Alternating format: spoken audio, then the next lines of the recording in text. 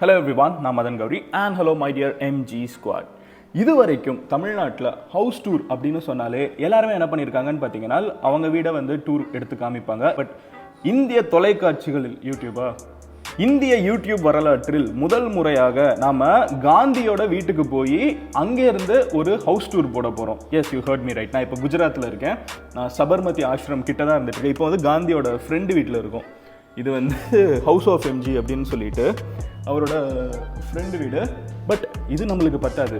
காந்தியோட வீடு எப்படி இருந்துச்சு, அவர் எப்படி ஒரு வாழ்க்கையை வாழ்ந்தார். காந்தினா ஒரு வயசான ஒரு தாத்தா சுற்றி 2 பேத்திங்க தூக்கிட்டு போயிட்டு இருப்பாங்கிறது மட்டும்தானே தெரியும். பட் அவரோட வாழ்க்கை எப்படி இருந்துச்சு, அவரோட வீடு எப்படி இருக்கும், அவர் காலையில் எந்திரிச்சாருன்னா என்ன வேலை பார்ப்பாரு, இந்த மாதிரி எல்லா விஷயத்தையும் இன்றைக்கி நம்ம அவர் வீட்டுக்கே போய் தெரிஞ்சுக்க போகிறோம். ஸோ வாங்க, லெட்ஸ் கெட் ஸ்டார்டட். இங்கேருந்து கிளம்பி சபர்மதி ஆசிரம் போய் we are going to have one awesome MG's house tour. இந்த MG கிடையாது, மோகன்தாஸ் காந்தியோடது. Let's get started.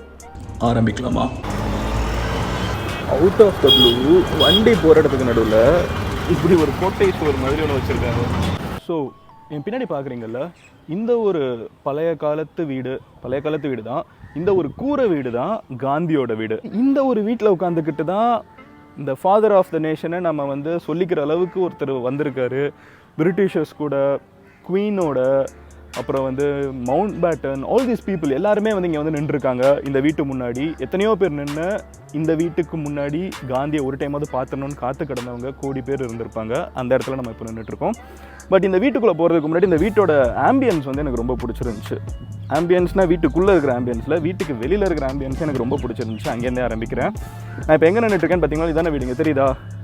அப்படியே இங்கே பார்த்தீங்கன்னா நதி அப்படியே திடீர்னு நியூயார்க் ஃபீல்ஸ் கொடுக்குதா. ஆக்சுவலாக இது என்னென்னு பார்த்தீங்கன்னா சபர்மதி அப்படின்னு சொல்லப்படுற ஒரு பர்டிகுலர் நதி. சென்னைக்கு வந்து ஒரு கூவம் இருக்கிற மாதிரி, மதுரைக்கு ஒரு வைகை இருக்கிற மாதிரி, திருச்சிக்கு ஒரு காவேரி மாதிரி, இது வந்து அகமதாபாத்தோட லைஃப் லைன் அப்படின்னு கூட சொல்லலாம். அண்ட் இது வந்து இப்போ ரீசெண்டாக ஜி ஜின்பிங் வந்திருந்தார்ல, இந்தியாவுக்கு வந்திருந்தப்போ மோடி வந்து இங்கே தான் அவரை நடத்தி கூப்பிட்டு போயிட்டு வந்துட்டு இருந்தார். இதுதான் அவங்க புதுசாக கட்டியிருக்கிற ரிவர் ஃப்ரண்ட். கண்டிப்பாக காந்தி இருந்த காலகட்டத்தில் இதெல்லாம் இல்லை. இது வந்து ஒரு ஆத்தங்கரை தோரத்தில் இருக்கிற ஒரு பர்டிகுலர் வீடு. அப்படி தான் இருக்குது. வாங்க இப்போ வீட்டுக்குள்ளே போகலாம். இந்த வீட்டுக்கு இருக்கிற பேர் என்னன்னு பார்த்தீங்கன்னா ஹிருதய குஞ்ச் அப்படின்னு வச்சுருக்காங்க. விச் மீன்ஸ் இதய துடிப்பு, இல்லை இதயம் இருக்கும் இடம் அப்படின்னு நம்ம சொல்லிக்கலாம். ஸோ காந்தி இங்கே வந்து 1918 1930 வரைக்கும் இருந்திருக்காரு. பேசிக்காக இதுதான் அவரோட ப்ரைமரி வீடாக இருந்திருக்குது. அதுக்கப்புறம் அவர் வந்து இங்கேருந்து தாண்டி மார்ச்சுக்கு கிளம்பி போனப்போ மறுபடியும் இந்தியாவுக்கு சுதந்திரம் கிடச்சதுக்கப்புறம் தான் திருப்பி வருவேன்னு சொல்லிட்டு கிளம்பி போனவர். This is Mahatma. அப்புறம் அவர் இருந்த முகம் இது. அண்ட் இது அவரோட மனைவி Kasturba. Kindly remove your footwears. Gandhi சொன்ன மாதிரி இத்தனை வருஷம் கழிச்சு பார்த்தீங்கன்னா உள்ளுக்குள்ளே வர்றதுக்கு என்ட்ரி டிக்கெட் கிடையாது, ஒன்றும் கிடையாது. யாருனாலும் உள்ளுக்குள்ளே வரலாம். அப்படியே என்ட்ரானோன்னா வந்தாச்சு, எதுவுமே கிடையாது. அப்படியே ஜஸ்ட் என்டர் அப்படிங்கிற ஒரு மாதிரி வச்சுருந்தாங்க. எதையுமே பெருசாக டச் பண்ணாமல் அந்த காலத்தில் எப்படி உடஞ்சி போனதாகவே இருக்குமோ அப்படியே மெயின்டைன் பண்ணிகிட்டு இருக்காங்க. பியூட்டிஃபுல். தாண்டி மார்ச் இங்கேருந்து தான் ஆரம்பிச்சிருக்குது. 12th March 1930 அப்போ என்ட்ரான உடனே ஒரு முத்தம் இருக்குது. கொசு வந்துருச்சுன்னா என்ன பண்ணுவாங்க? கொசு நெட்டு இல்லாமல் இருக்குது. ஆமாம், இவ்வளோ பெருசாக இங்கே ஓட்டை இருக்குது. இப்போ இதுக்கு இங்கே கொசு நெட்டு ப்ராபப்ளி இங்கே கொடையை தொங்க விடுவாங்களா இருக்கும். கஸ்தூர்பா காந்தியோட மனைவியோட ரூம். இது காந்தியோட மடியிலேயே இறந்து போனவங்களோட மனைவி. இந்த ரூம் கூட தான் அவங்க இருந்திருக்காங்க. Then coming back to center lobby. என்ட்ரான உடனே லெஃப்ட்டில் கஸ்தூர்பாவோட ரூமு. அதை அப்படியே தாண்டோன்னா கெஸ்ட் ரூம் ஒன்று. யாராவது ஒருத்தங்க நேரு மாதிரி வந்தாங்கன்னா ஸ்டே பண்ணுறதுக்கு அவங்களுக்கு ஒரு ரூம். ரூமை பார்த்தா ப்ராபப்ளி நேருலாம் இங்கே ஸ்டே பண்ணுவாரான்னு டவுட்டாக தான் இருக்குது. இல்லை வந்து ஜின்னா இங்கே ஸ்டே பண்ணியிருப்பாரான்னு டவுட்டாக இருக்குது. ஏன்னா காந்தி நிறைய பேர் மதித்த அளவுக்கு அவரோட வாழ்க்கையை வந்து எல்லாருனாலையும் வாழ முடியல. இவர் அநியாயத்துக்கு ஆஸ்டரிட்டிலாம் ஃபாலோ பண்ணிவிட்டு ரொம்ப ஸ்ட்ரிக்டான வாழ்க்கையை வாழ்ந்தவர். ஸோ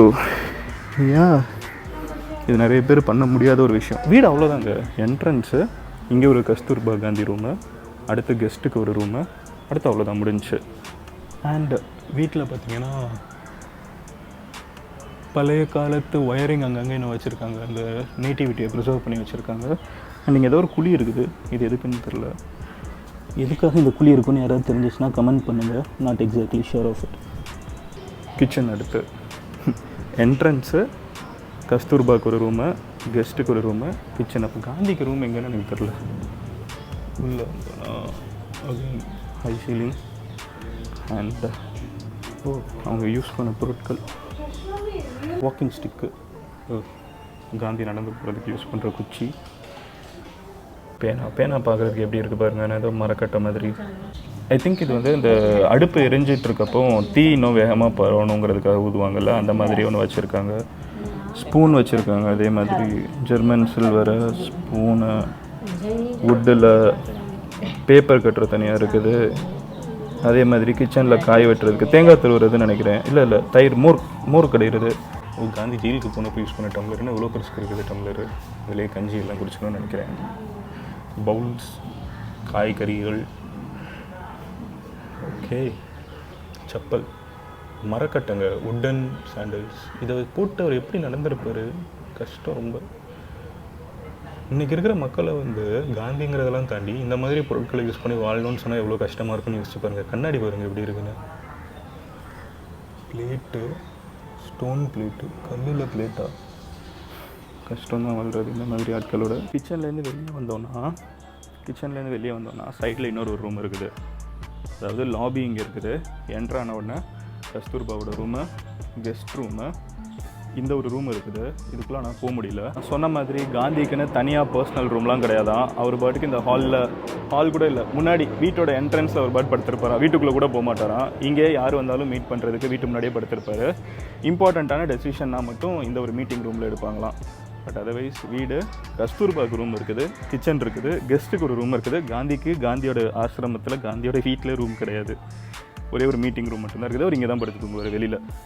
நான் அப்போவே நினச்சேன் அவர் இந்த மாதிரி தான் ஒன்று பண்ணுவார். ஆஸ் ஐ செட், அவங்கக்கிட்ட கேட்டேன். அவங்க வந்து காந்தியோட ஃபாலோவர், ரொம்ப வருஷமாக இங்கே இருக்கிறவங்க. அவங்க தான் சொன்னாங்க. இங்கே உட்காந்து இவங்க ராட்டினம் சுற்றிட்டு இருந்தாங்க. அவங்கக்கிட்ட கேட்டப்போ தான் சொன்னாங்க காந்திக்குன்னு தனியாலாம் ரூம் கிடையாது அப்படின்னு. இயற்கை, டாய்லெட், பாத்ரூம், குளிக்கிறது, நதிக்கரையில் தூங்குறதுக்கு இந்த இடம், பேசுகிறதுக்கு இந்த ரூமு. ராட்டினம் சுற்றிக்கிட்டே பேசிகிட்டு இருக்க மாதிரி நிறைய ஃபோட்டோஸ் பார்த்துருப்போம்ல. ஐ திங்க் இதுதான் அந்த இடம்னு.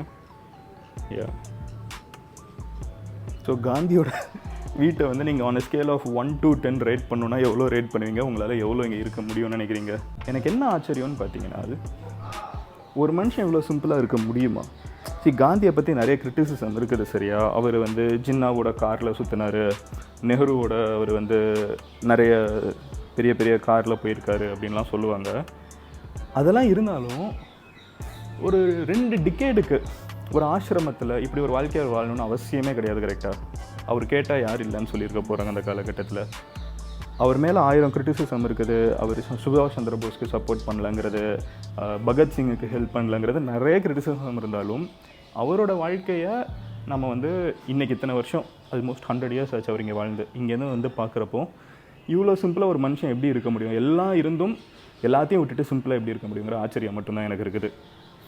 பொலிட்டிக்ஸ் அசே, இது வரைக்கும் நீங்கள் உங்கள் வாழ்க்கையில் பார்த்ததுலே this must be one of the most boring house tours and that speaks volume of it. கரெக்டாக இவ்வளோ பெரிய மனுஷன் இங்கே வந்து உட்காந்துக்கிட்டு ஒரு ராட்டினம் சுற்றிட்டு, நான் உட்காந்துட்ருக்கிற இதே இடத்துல உட்காந்துக்கிட்டு ஒரு தேசத்துக்கு வழி நடத்த முடியும்னா, அவர் மேலே இன்றைக்கி 1000 விமர்சனம் இருந்தாலும் அந்த காலகட்டத்தில் அவரை தான் இருக்கிறதுலே வெகுவான இந்தியர்கள் வந்து ஃபாலோ பண்ணியிருக்காங்க. அவ்வளோ கோடிக்கணக்கான மக்களை இந்த இடத்துல ஒரு ரூமில் இப்படி ஹாலில் இப்படி நதிக்கரையில் உட்காந்துக்கிட்டு கண்ட்ரோல் பண்ண முடியும்னா, இன்ஃப்ளூயன்ஸ் பண்ண முடியும்னா, இம்பாசிபிள் இஸ் நத்திங் அப்படிங்கிற ஒரு விஷயம் தான் எனக்கு மெயினாக தோணுது. நம்ம நிறைய பேர் நம்ம பிடிச்ச விஷயங்களை பண்ணாமல் இருக்கிறது காரணம் வந்து நம்மளோட இடம், பொருள், ஏவல், பணம், இன்ஃப்ளூயன்ஸ்னு ஏதாவது ஒரு காரணத்தை சொல்லுவோம். இவர்னால் எப்படி முடிஞ்சிச்சு, அப்போ நம்மளால் முடியாது? இவர்னால் முதல்ல எப்படி முடிஞ்சிச்சுன்னு ஒரு மிகப்பெரிய கதை இருக்குது. அது வந்து ரொம்ப ஆச்சரியமாக இருக்குது, அதை விடுங்க. பட் ஒருத்தர்னால ஒரு நதிக்கரையில் உட்காந்துக்கிட்டதும் குஜராத்தில், டெல்லி, மும்பைலாம் கூட கிடையாது, சம்மந்தமே இல்லை. அது ஒரு தமிழ்நாடு மாதிரி ஒரு அர்த்தத்தில் இருக்கிற ஒரு விஷயத்தில் இருந்துட்டு இவ்வளோ பண்ண முடியும்னா நம்மளால் ஏன் முடியாது? நம்ம லைஃப்பில் இருக்கிற ஒரு பர்டிகுலர் விஷயம் மட்டும்தான் தோணுது. சரி.